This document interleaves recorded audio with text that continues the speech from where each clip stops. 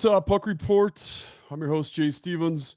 Very special guest. He's been on the show before from the Utah Hockey Club, defenseman Ian Cole. Ian, how you doing, man? Doing great. How are you? Things are good. Things are good. Uh, I've got so many things I want to talk to you about. As I've watched you progress a little bit this year, and it's funny because I don't have to do a lot of research on you. I followed your whole career. You and I have, ran into each other several times through Notre Dame and through your roommates and mutual friends and stuff. And I can't remember. Did I have you using the Trelage or was it the H2O Overdrive or was it both? Both. Both. We Very we've been cool. entwined for years, Jay. Yeah, yeah. And now here you are in Utah. How weird is that? I know. Um, I missed you so much. I wanted to come hang out. yeah, that makes sense now. It makes perfect sense. Huge accomplishment. Your 900th game. Sadly, it happened on the road, and I noticed last night they paid tribute to you, but you were in a deep conversation on the bench. I don't even know if you realized the fans were cheering for you and that they pointed it out last night at the game. But what You is know it? what? I didn't even see it. I must have been talking about something very important. Well, yeah, you guys had just. It was a weird time for him to do it because it was right. It was during a penalty kill. And Oh like you yeah. came off the bench and there was a stoppage of play, and then they just kind of talked about it. I was like, oh, this is kind of odd. He's clearly like nobody pointed it out. But as you look back at 900 games, I mean, obviously you've had big moments, two Stanley Cups and all that stuff. But when you look back, what really stands out as some of your favorite moments in your career so far? Yeah, I mean, I think the two cups is obviously, two highlights, two massive highlights, Um kind of that benchmark, right? But I've been on a lot of great hockey teams, a lot of great coaches, a lot of great teammates. Um See, I mean, I don't know if anything else necessarily stacks up to, winning 2 Stanley Cups, but, all the different playoff runs, all the time spent with the guys, making the playoffs a whole bunch of years.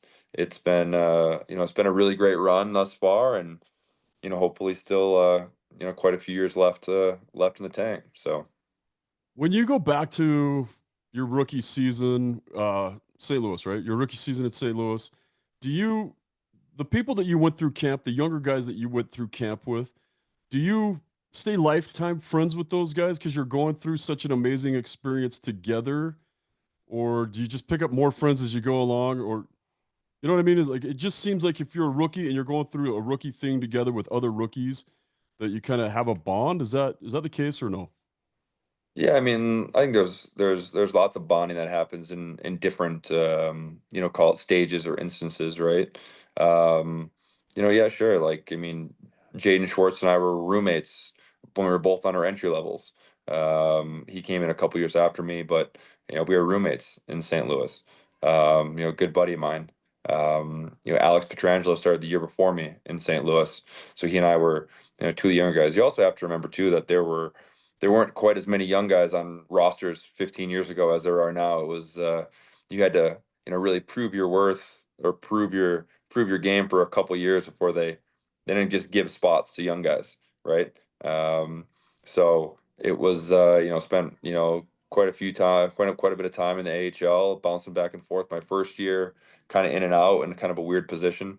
Um, but yeah, man, like those guys that you grow up with that come through, either guys from the U.S. program or guys from college or guys from early on in your pro career or guys that, you join the team later on in your career. You create a ton of great bonds, a ton of great friends, and that's the kind of relationships that you look forward to when you're part of a team. Are those the guys that you invite to your Stanley Cup party when you go to a different team? Like, and someday we'll have to sit there and talk about your time with the cup. But like, what friends did you invite from your playing career to come hang out with you in the cup? Yeah, I didn't really invite many other NHL guys from past teams. Um, I invited a bunch of guys from the Pens when I was there. A bunch of all my high school friends, the guys I grew up playing with, college people from college, and then but no, not really like former teammates. At that point, it had just been St. Louis when I won in Pittsburgh.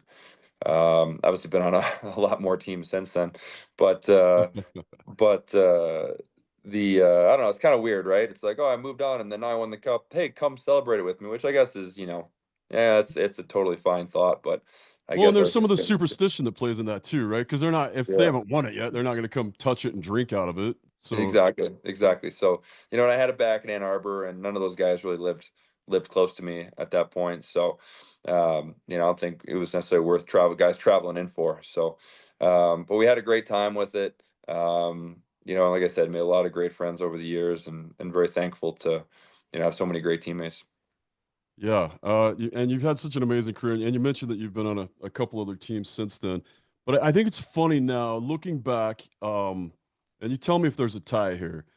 That Bill Armstrong was, I think he was the director of scouting for the St. Louis Blues when they drafted you, Mhm. and now he's your GM. Is that one of the reasons you came to Utah? Did you have a good relationship with him before? Um, like I would say, yeah, I say I had a very good relationship. I guess I didn't know him super well when I was in St. Louis, though I'm sure he had, a hand in them selecting me in the draft. And then, certainly as, Larry Plow was actually the GM in St. Louis when they drafted me. Not when I went there, he had since retired, but obviously an advisor here to Bill now, here in Utah. But yeah, when the opportunity arose to come here, there was a lot of trust there with Bill and his staff in the front office, um, in terms of kind of knowing what I was going to get into, kind of their vision for the team, and had a ton of trust and them being able to pull off kind of what their vision is over the next couple of years. And I guess that's part of really what I wanted to talk about. And we talked about it a little bit on the first time you were on the show is the trust of coming to something so unknown. The only thing that was known is how chaotic the Coyotes had been in the last couple of years. And then to come here, put your trust in it, and then obviously you've extended since, so something must be clicking. But what have you found that you've really liked here with Utah and the organization? And also like your personal life in Utah. What else do you really enjoy doing here now that you are a Utah resident? Yeah. Well, the first part of that, right? You're correct. I mean, objectively, that was chaotic in Arizona, and you're playing in a call it I mean, literally a college rink. I'd say not a NHL caliber rink, but you're literally in a college rink. And just all the rumors and the whispers of, coming from Glendale to Tempe to, oh, we're gonna build a rink, we're not gonna build a rink, now we're gonna sell the team. Where's the team going? Going to Utah. So I think for the ownership to step in and provide the stability that they've provided in terms of not only financial support, but just support for people moving, support for the team and the community, and kind of melding those two things. And enough can't be said for how great they've done, in that regard. Obviously the front office and our management had a large role in that as well, providing that stability and helping us as players get acclimated in what was a very hectic summer, to get here in Utah and get everything kind of squared away for not only us as players but for the team and for the facilities, and we're still sorting through a bunch of that, right? Retrofitting Delta for a hockey rink. What the management and what the ownership was able to pull off in a very short amount of time was nothing short of incredible. It took a lot of financial backing, it took a lot of effort, it took a lot of time, took a lot of planning, but they absolutely knocked it out of the park. So can't say enough great things about those people on that front.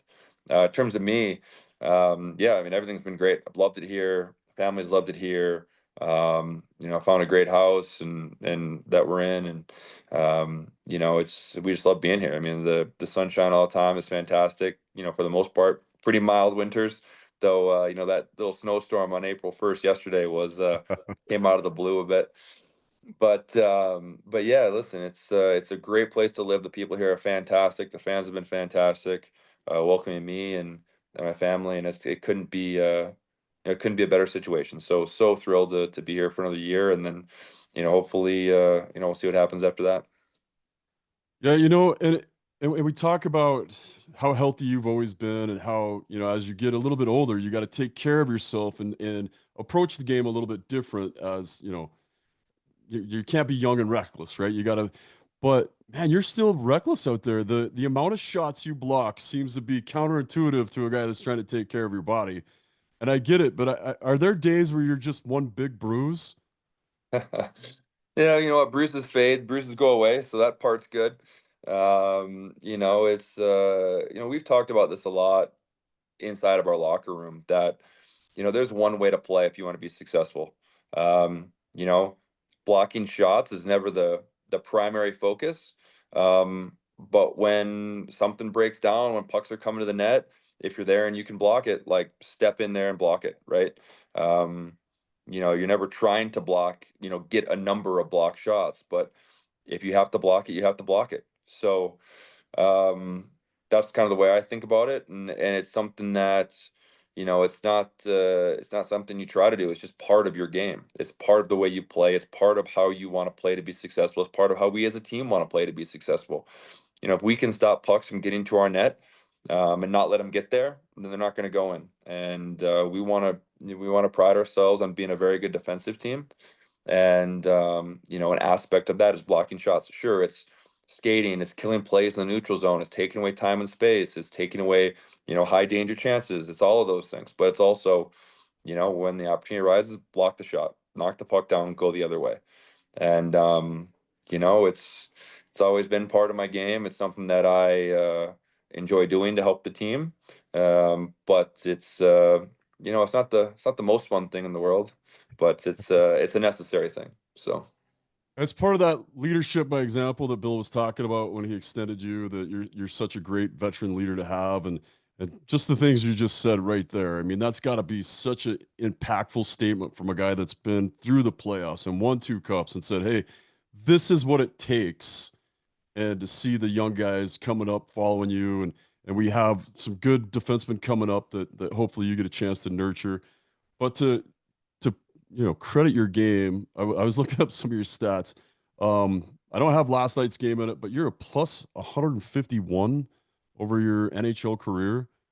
That's unheard of. I didn't have a chance to look where that ranks all time in the NHL, but I've that's got to be amazing. And is that just attributed to that whole mindset of I'm all in? Bruises and pain are temporary, glory and a plus 151's forever.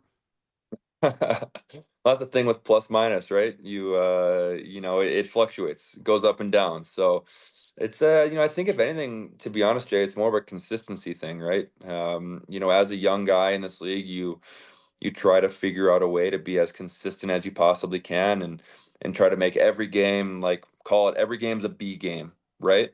And sure, there are going to be fluctuations a little bit. Hopefully the fluctuations only go up from there. Like, that B game is your floor, and it's just a really solid, really good game. And then you have great games, and you have even better games, right? And you produce some points or whatever, but it's not the, you know, A game, C game, A game, D game, B game, D game, right? It's those fluctuations that put you and put your team in a tough spot. Um, but if you can be consistent and always have just a heck of a lot of really, really good games, you end up, in good spots with, hopefully with good plus minus. So, I think it's more of a consistency thing than anything, and I take a lot of pride in that consistency and having just a lot of really good hockey games.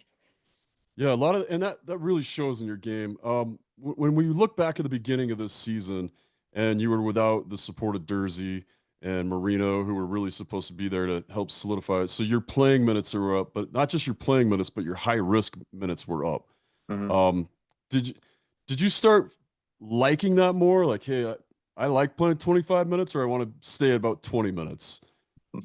Yeah, 25 is a lot. Sergey does that pretty consistently, and it's 25 is a lot. I think in a perfect world, to be honest with you, I mean, we got six defensemen, there's 60-minute games. Perfect world, everyone's playing 20 minutes. If you can roll guys over, put them in advantageous situations, get the matchups you want, and you can do that while everyone's playing 20 minutes, awesome. Now, how realistic is that? Obviously, power play guys are going to be out there for large chunks. PK guys are going to play more. Guys that don't play special teams are going to play a little bit less. Um, So we work with what we got, and this is one of the other conversations we've had in our room, is that it's quality over quantity, right? It's not about the minutes you play, it's how well you play those minutes. And regardless of whether we're playing 25 or 20 or 15 or 12 or whatever those minutes are, like, make them be really good minutes, and that's what's going to help our team win hockey games. I think, and obviously I'm partial here, but I think that our 7 defensemen can stack up there with anyone in the NHL. I think that our decor is fantastic, and I, there's a benefit for not overplaying people, right? Putting guys in the best possible situations, and putting guys out there when they're fresh and when they have legs, versus double shifting guys and really wearing guys out. So, like I said, for us, it's a quality over quantity thing. But when you're missing 2 huge pieces like Durs and Reno for a large chunk of the year, everyone's got to step up. Everyone's got to elevate their game. Everyone's got to take on a little bit more responsibility. And I thought for the most part we handled it pretty well. Yeah, I think everybody would agree with that. And then being able to see all the pieces in play and the statistics say it too. How well you guys have cut down scoring chances. The shots have been a lot lower. And most of the local media has just jumped on this thing about Veggie playing every game, which as a goalie, I know that's what you want. And Veggie's even said it. He's like, I feel like I'm getting better every game. I'm not tired, I'm getting better. But you guys are really making his job a lot easier with, I mean, it's never easy to be an NHL goaltender from what I understand. I don't know Mike personally, but it's the defensive work that you guys have put in this year has just been amazing. And from the beginning of the season till now has just been, as a fan and as an analyst, it's just been something that should be documented and well studied and passed out to every youth organization so that kids can see, like, this is how you play defense. Um, Well, hey, to add it on that little thing, listen, like, Veggie's been unbelievable for us. And I said to him the other day, I mean, call it, the Tampa game, whatever. But, you know, since he's been playing every game, it's like he's not really getting beat with like clean shots. Like, the goals that are going in are either hitting people, yep. like hitting 4 things and going in, like the goal last night, right? It hit Krauser's stick, tips top corner. No one can react in time for that. Or it's like 2-on-0s, breakaways, Yeah. things where we as a team blew the coverage. Or he, like one of the goals in Chicago where he like makes a 2-on-1 save, makes another save, and then the third save is the rebound that goes in. And you're like, Veggie's been playing unbelievable for us, right? He's given us a chance to win every single game. And we're very, very lucky to have him. And anytime you can get some great goaltending like that, you feel very fortunate. Yeah, for sure. He really does help.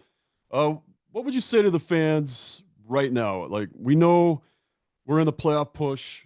What do you say to the fans about where you are and what you're doing to make the playoffs? Yeah, I mean, listen, we talked about it in the room, especially the past couple games here, especially after Tampa, right? Is that all right? We know we're kind of behind the 8 ball here, but like, we need to win every single game for the rest of the year. Now, you don't do that by winning all of them at the same time. You got to win one, and then you win the next one, you win the next one, you win the next one, right? But like, we need to win every single game for the rest of the year, and that's the mentality we have to have. That we are a desperate team that will do whatever it takes to win every single game. And we'll see where we land at the end of that. Do we do ourselves a disservice losing games during the season that we shouldn't have lost? Absolutely.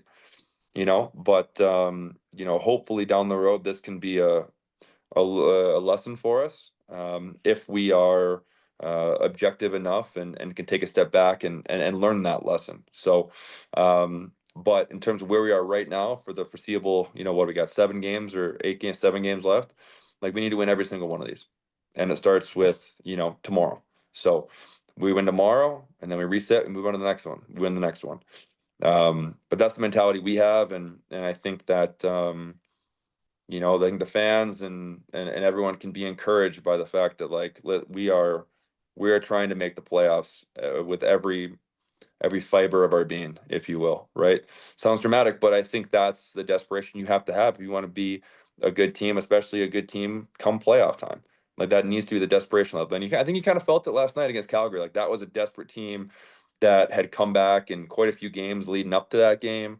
that was really Oh, pushing, and we handled it well. We handled it really maturely. We just did our job. We got pucks out. We defended really well, and Veggie made some great saves, and it was a heck of a team effort.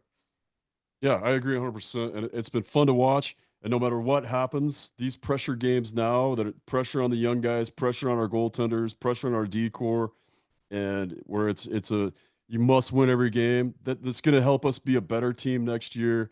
Or it could be like the LA Kings of a few years ago, who barely squeak into the playoffs, get that wild card seed, and then win the Stanley Cup. So Mhm. it's fun watching all the pressure. One Pressure makes question. diamonds, right, Jay? Exactly. I wasn't gonna go for it, but I'm glad you did. Um, You one teed it up one for me. one of the questions I've been asking the fans lately, and I want to ask you because I know you got limited time and I appreciate your time. So my last question to you is, as you look back on just this season, what's been your favorite moment from becoming a Utah hockey clubber, soon to be Mammoth Outlaw, mythical snow beast, something? As you look back Yeah, on, don't you dare say Yeti. I didn't say it. But yeah, I don't think I can get sued, but maybe I don't know. I'll just start drinking out of a Yeti. What do I got here? It's like a Yeti. Does that work? That's branded. Um, It's even better. yeah, yeah, exactly. What has been your favorite moment of being part of the club so far this year? Oh man, it's tough. The one singular favorite moment. It's tough, man, because there've been so many great ones, right? You, Like, you can you can list a couple. That's fine. yeah, yeah. I mean, it's like it's a fantastic group of guys, great group of people, great group of hockey players. Um, and it's been a real treat to get to know them. Like starting in training camp, so welcoming. Very just a really great group to be around, and then kind of growing together, right? Like there's some big wins. We haven't accomplished anything necessarily in the postseason together, but it's just kind of the growth that you've seen over the course of this year, this upward trajectory, this positivity that we have for the future, is great. Now, disclaimer for that would be, all right, well, the future's now. Like, let's do this. We can't keep talking about the future. Like, we need to actually step up and grab the bull by the horns, if you will, right? But that being said, there is still a lot of bright spots about the future of this hockey club, regardless of what happens for this season, right? Projecting down the road. So, whatever happens here, we're gonna make the best of it. We're gonna learn from it. We're gonna use it to be an even better team. Call it hopefully postseason here, but certainly going forward into the next year and the year after that, and hopefully for decades to come, where this is a team that is built to be successful for many many years.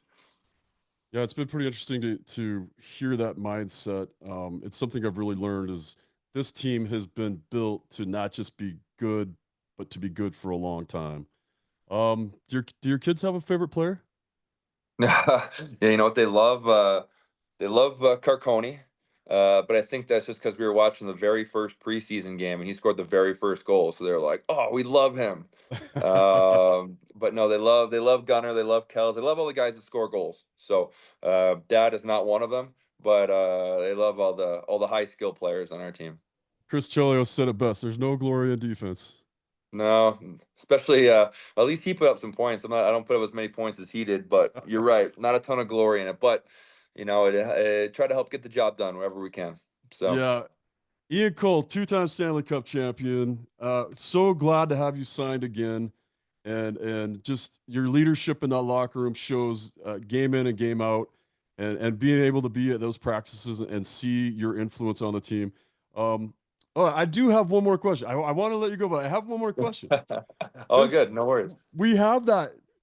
We have the most unique practice facility, and I know that there's a glorious one down the street being built, and it's Mhm. going to be amazing, and I can't wait to be there every day. But are you going to kind of miss the Oval when you move to your brand new practice facility slash home of the team, just to have that uniqueness? Because everybody's thought it was cool, right? Everybody's taking a lap. Yeah, no, it's super cool, super unique, and it's always like very busy, right? There's always like so many people in there. I mean, if it's just people running around the track while we're at practice, and there's always either speed skaters going on, or there's figure skate on the other rink, or there's skating lessons going on where there's 200 kids in the oval. But there's a ton of great stuff going on there. It's always very It's always very chaotic and crowded, but it's been a lot of fun. It's been a ton of fun, and sure we'll probably miss it, but this facility they're building is going to be, that's going to be the new standard for the NHL. So I think we're really looking forward to it. Yeah, I can't wait to see that. And it's funny, my mom and a bunch of other 70-year-old women go and walk around that track, and she's like, I always look during the middle of the day for the Utah Hockey Club, and all I see is a bunch of kids. I'm like, Mom, that's the team. They look that is the Utah Hockey Club out on that Yeah, ice at 11 o'clock in the middle. That's them. yeah. Anyway, Ian, again, thank you so much for being on the show again. Good luck for the rest of the season. Congratulations on 900 games. That's a huge accomplishment. We're all proud of you. We're so thankful that you're a Utah Hockey Club member. It's just fun to watch you play, and your stamp on this team is another one of those things that's going to make us great for a long time, and we appreciate it. Yeah. Well, thank you so much. Coming from you, it means a lot. So I really do appreciate it. Yeah, I'm sure. Next No, time it we'll does. have I say that I'm not being facetious. It does mean a lot. Thank you. awesome. Thanks, buddy. And that All is right, the Jay. Utah Puck Report.